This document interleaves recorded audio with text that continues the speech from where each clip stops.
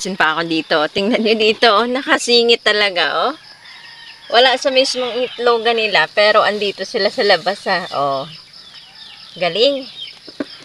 Dito kaya. Wow, may dalawa. Alright.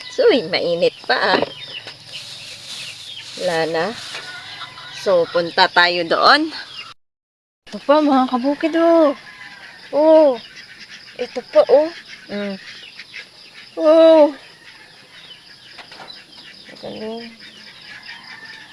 Hindi ko na marakot. Wow, OMG. Uy, dami ngayon, ah. Wait lang. So, ito lahat ang ating nakukuha, mga kabukid. Galing, oh. San ka pa? Masarap talaga mag-alaga. Tapos, kapag inaalagaan mo ng mabuti, may maano ka talaga sa kanila.